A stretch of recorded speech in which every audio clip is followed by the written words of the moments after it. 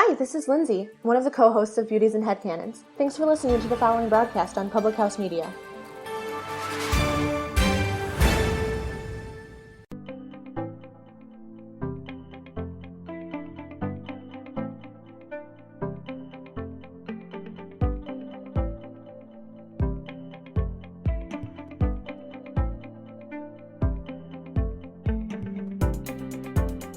Hello, everybody. It's No Filter Friday on Public House Media, and if you can believe it, I have to sit way back because if I get up here, my ring light shows my glasses.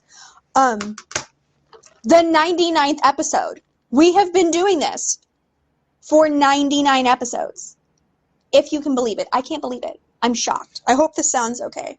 Dave, where are you, David Bobke? And for any indication how my life is going, this is tea from Chipotle in a soup plantation cup because I'm out here running. I'm out here running on a Forrest Gump level, basically. So, with that being said, a couple things came up this week. David, is that you? Great. Oh, wonderful. Who else came in? I see more people popping on. I just can't. You have to leave a comment for me to know who you are because Facebook is a gigantic pain. I'm going to take a minute and share the show because sharing is caring. And it's the 99th episode. I'm at home on a Friday night. That's how my life's going. You're at home on a Friday night every night. You're at home with me, David. You're at home with me.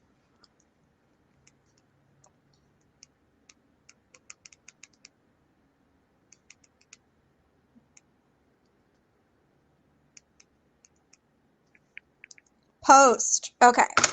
So, little announcement.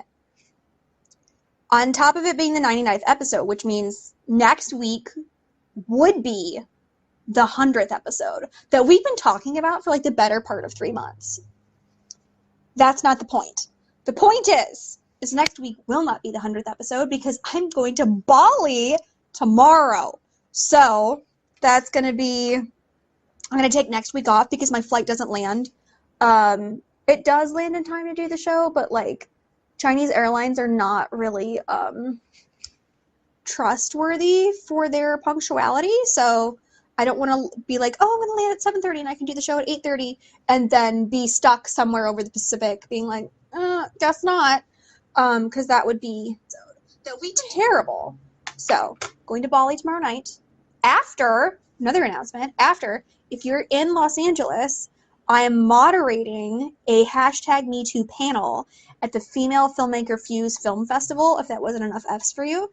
And it's going to be with Sarah Ann Massey, who's a Weinstein accuser and is a part of that lawsuit. Hey, let me just read you the flyer. Let's just talk about the flyer real fast because it's important. Okay, so Sarah Ann Mass, she's an actor, writer, and she's a Harvey Weinstein accuser, and she's actually involved in the lawsuit. Sarah Tyler Kaplan, she's been on Twitter a bunch about the James Franco situation because she attended his acting school. And then Melissa Schumann, who, if you remember the Nick Carter episode, we talked about her. So oh, wait, there's more. Hang on. Oh, no. That's what I get for trying to read an Insta story.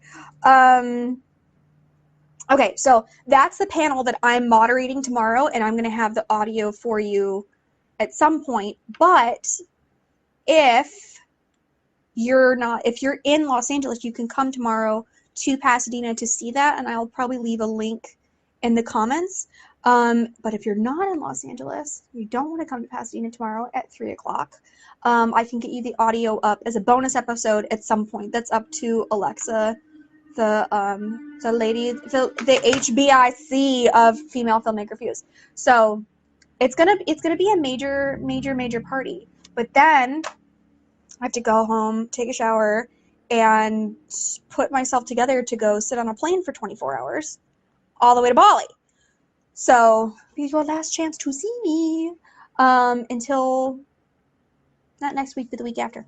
I'm trying to like really rock out this whole like end of the year, end of the decade thing. I'm really, really committed to that.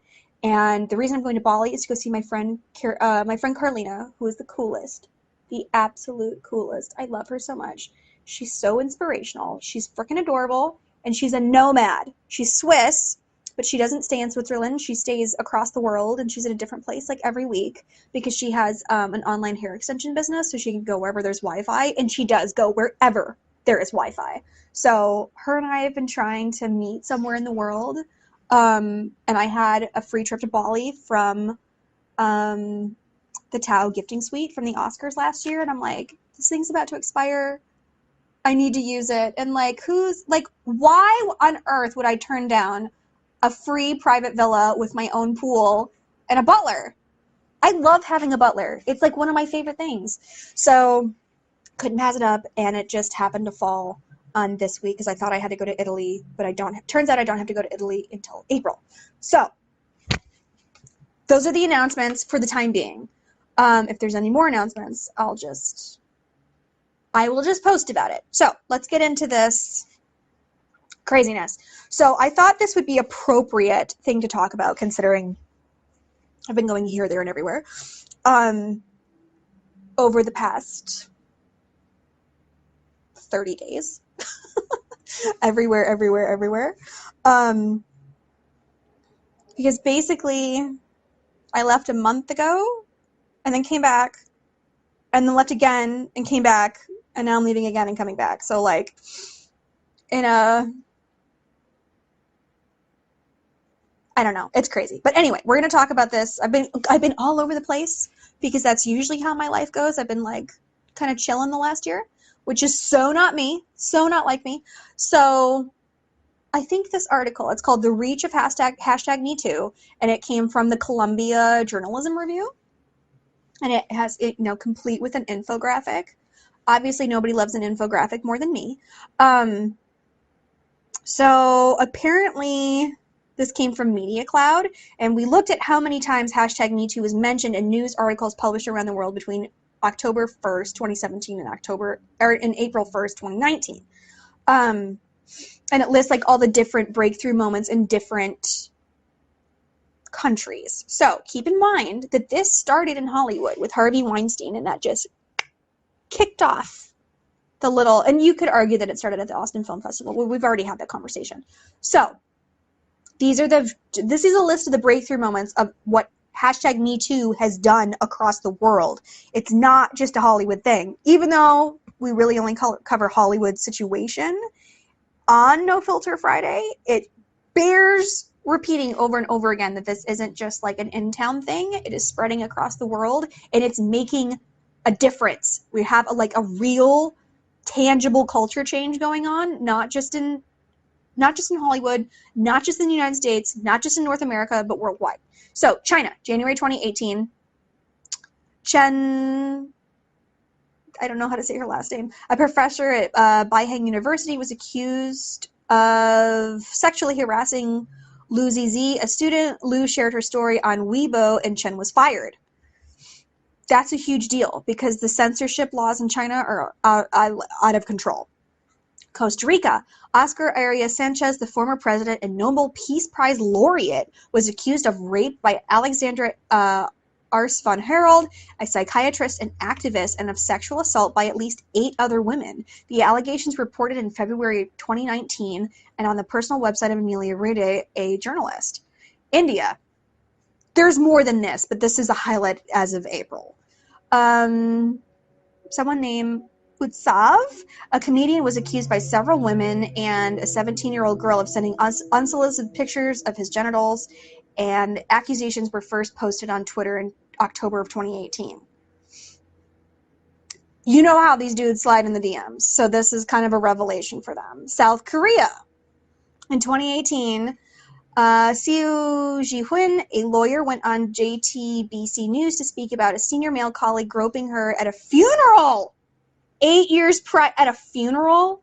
A funeral? Oh my God. Can you imagine grieving at a funeral and just having like a hard dick stabbing you randomly that you don't know? Oh my Lord. She filed a formal complaint with her firm, she said, but her career subsequently suffered. Surprise, surprise. Sweden, in December 2017, Afton Bladet Daily ran sexual harassment and abuse allegations from 40 unnamed women against Benny Fredriksson, CEO of the Stockholm City Theatre. Wow! That's gnarly. 40 is a big number. Fredriksson committed suicide the following March, and the story's reporting methods came under scrutiny. Scandal! Craziness. United Kingdom. October 2017, researchers at Westminster released a spreadsheet that accused 37 Tory MPs, male and female, of unverified sexual misconduct toward junior staff. 2 parliament members left the cabinet. It's a big deal. It's a big deal there. France. Okay, this is one of my personal favorites. There have been success. A government minister of gender equality instituted fines for up to 750 euros for street harassment, and members of La Ligue de LOL, an online group of male journalists that led harassment campaigns against women, were outed, but public opinion has been mixed. In 2018, an open letter denouncing the hashtag MeToo movement as excessive finger-pointing was signed by more than 100 women, including Catherine Devenue. We did an episode about her situation back then, and it's kind of interesting. I think she's since flipped the script, but whatever. There's an episode about that of No Filter Friday if you want to see it. Kenya, although tech company Ushahidi was hit with allegations in July 2017, the hashtag MeToo movement failed to build on that momentum or grow beyond the country's relatively new tech industry. The Russian legal system offers no definition or framework for dealing with complaints of sexual harassment. Russians often ridicule allegations of sexual harassment as no more than political correctness, and President Vladimir Putin suggested that the hashtag MeToo movement is a media conspiracy. Well, take that, old Putin, because it's worldwide. It's prestige worldwide. Deal with it. In February 2018, several female journalists accused Leonid... His name is Leonid Slutsky. That's an immature thing to laugh about, but I don't care. The head of the Foreign Affairs Committee in the Duma, Russia's lower house of parliament, of sexual harassment and ethics commission quickly cleared Slutsky, and then more than a dozen news organizations withdrew their correspondence from the Duma. Ooh, how funny is that? How funny is that? Okay, South Africa. South African women consider hashtag MeToo an American movement of limited use. There was already a vocabulary and a set of homegrown tactics in place for addressing sexual harassment. Well, that's news to me because Lesotho, South Africa is the rape capital of the world. Okay, so 10,000 number of replies within 20 minutes to Alyssa Milano's tweet on October 15, 2017, inviting victims of sexual harassment or assault to tweet me too. Everybody got on that. There was more than that was 10,000 in the first 20 minutes. 19 million. Number of the times hashtag MeToo was used on Twitter between October 2017 and October 2018. No numbers for this year. Average 55,319. Average number of tweets per day that used hashtag MeToo between October 17 and October 18. I wonder how many of those were ours. And then it goes on to list all of the different hashtags that all the different countries are using, and it's Arabic, which covers many countries, Argentina, Brazil, Canada, China, Finland, France, Israel, Iran, Italy, Japan, Mexico, North Macedonia, never even heard of that, but okay, Norway, Pakistan, Philippines, Russia, Senegal, South Korea, Spain, Sweden, Thailand, and Vietnam. So we have representation everywhere, with, of course, the United States leading in accusations down there at the bottom. You can barely see that graph, but it's like way ahead of everybody else, obviously. Oh, hang on. I have to text this person back. I am knee-deep in a production that it's shooting in mid-December, and oh my goodness. I'm being stretched. I haven't been stretched like this in a minute. I'll be okay, but it's a thing. Okay, so I'm not a Survivor watcher, but if you're a Survivor watcher, this might be interesting to you. And I don't totally get it, but I get the concept. And the concept, I have to say, is bizarre. So, apparently, Hang on, let me scroll down to the newest version of this story, because this has been developing over the past 24 hours. Where is the article that was from 6 hours ago?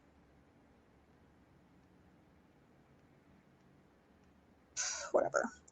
Okay, so again, this has been developing over the past 24 hours, and it's really strange. I don't know what on earth would possess somebody to do this, but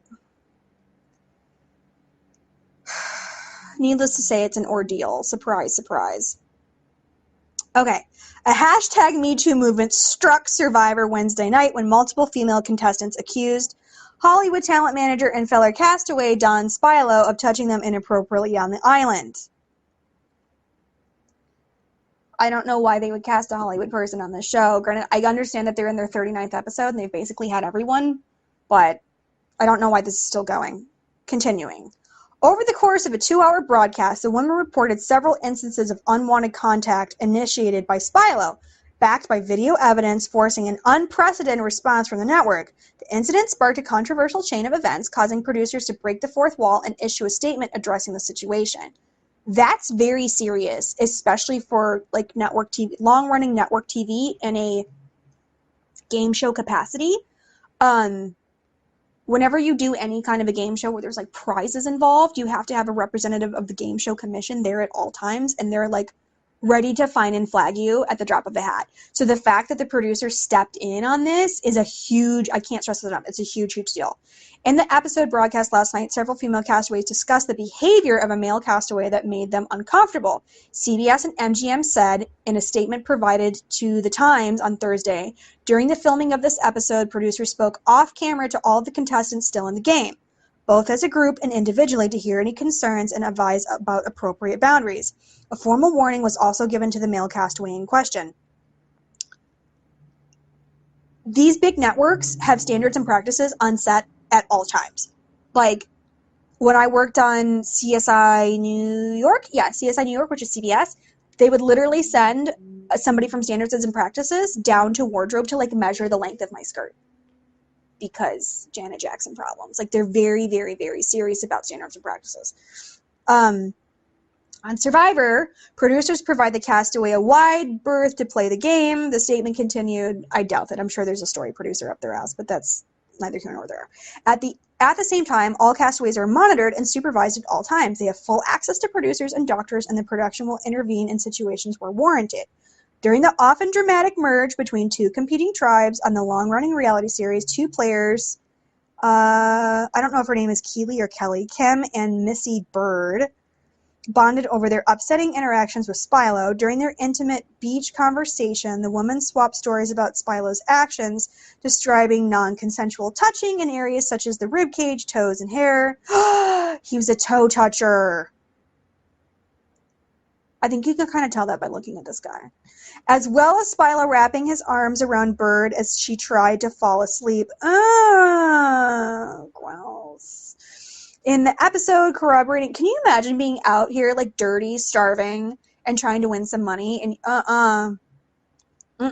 he's lucky he's still got kneecaps. And the episode corroborating footage of Spilo at camp appeared on screen as the women described his behavior. Ooh, they B-rolled him. Of course they did. I would have done the same thing if I was a story producer. Eventually, they sought protection from an older female player, Janet Carbon, who had a good relationship with Spilo. Upon hearing her tribe mate's stories, Carbon promised Kim to confront Spilo if she witnessed the inappropriate behavior herself. Spilo did not respond to the Times' request for comment Thursday. How is he going to comment from an island? How is that even a thing? Spilo's conduct would also cause concern behind the scenes, prompting producers who usually avoid interfering in the gameplay as much as possible. Lies. Petulant lies. During an emotional one-on-one interview with Kim in the first half of the broadcast, a producer would be heard off-camera checking on her well-being. This isn't just one person, it's a pattern, Kim said, holding back tears. The way I'm feeling about this is actually real. It's not in my head. He literally has done these things to 5 different women in this game. That sucks. That totally sucks.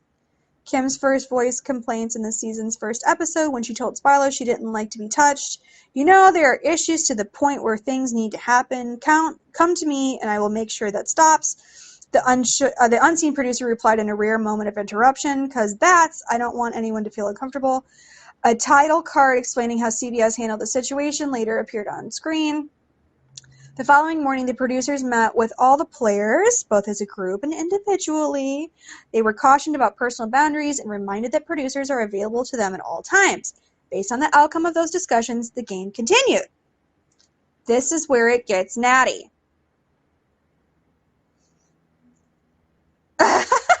Just as well, Richard Dawson isn't hosting Family Feud anymore. Oh, praise Jesus. Hashtag toe toucher trended. Actually, no, don't do that. No. No. We will break the internet. You don't want none of that, David Bobke. You don't want none of it.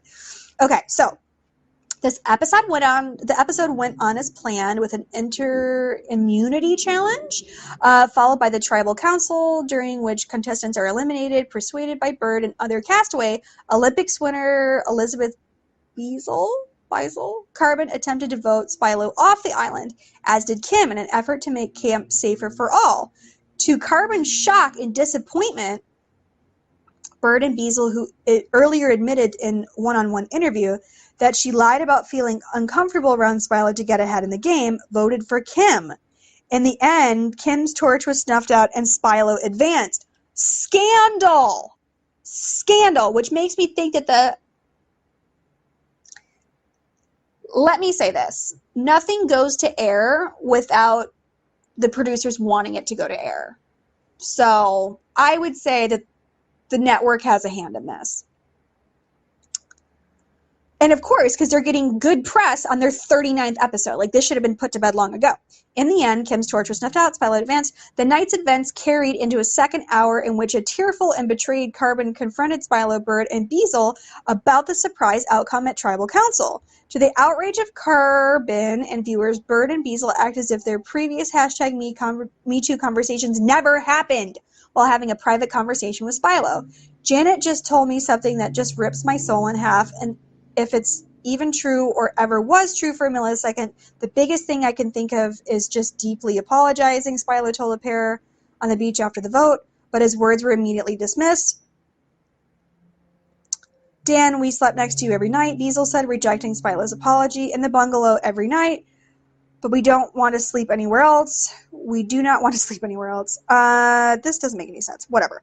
The conflict came to a head at the next tribal council, in which executive producer and host Jeff Probst finally confronted Spilo about his behavior. If anyone ever felt for a second uncomfortable at anything I've ever done, I'm horrified about that, and I'm terribly sorry, Spilo responded. If someone feels it's their truth, at the same tribal council, Carbon said, crying, threatened to quit the show because of the emotional trauma she endured at the hands of Bird and Beisel. A recently voted out Kim looked on from the jury bench in silence. Ooh, the silence. The reality show Silence. Hi, everyone. I'm hurting and very sad watching this latest episode, but please try to be kind and understanding, Kim tweeted. No one deserves threats or shaming. So now basically these ladies are like backtracking on this. And like, honestly,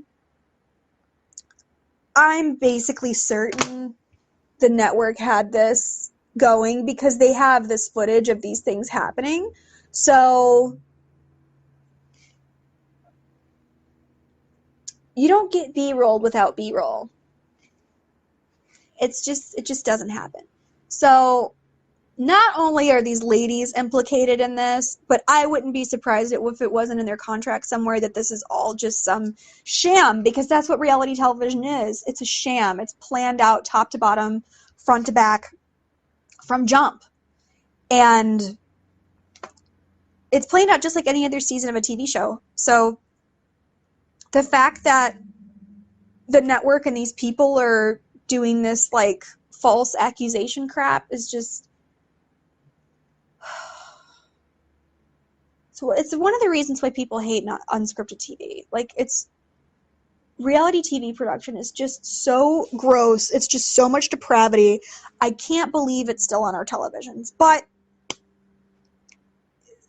clearly it is. It's not going anywhere. So I'm blaming them all. I blame everybody in this situation. None of them should ever agree to this. It should have never happened. And now it's just going to make this whole like false accusations, witch hunt situation even worse. Even worse. And like literally we so can't afford that right now. We're busy changing the world. We do not have time for this. Network TV, we do not have time for this. So let me know what you think in the comments. I will see you all not next week, but the week after for the 100th episode of No Filter Friday on Public House Media. I can't believe it myself. I feel like we've been talking about this forever. And on top of it, it's gonna be a major milestone. I'm gonna have to get like a balloon or a cake or something to commemorate this situation. And then of course look for the audio from me moderating my panel, moderating the hashtag MeToo panel tomorrow, and check out other shows on Public House Media that aren't about rape or molest or scandals. And I will see you all for the 100th episode. Bye, bye, bye, bye, bye.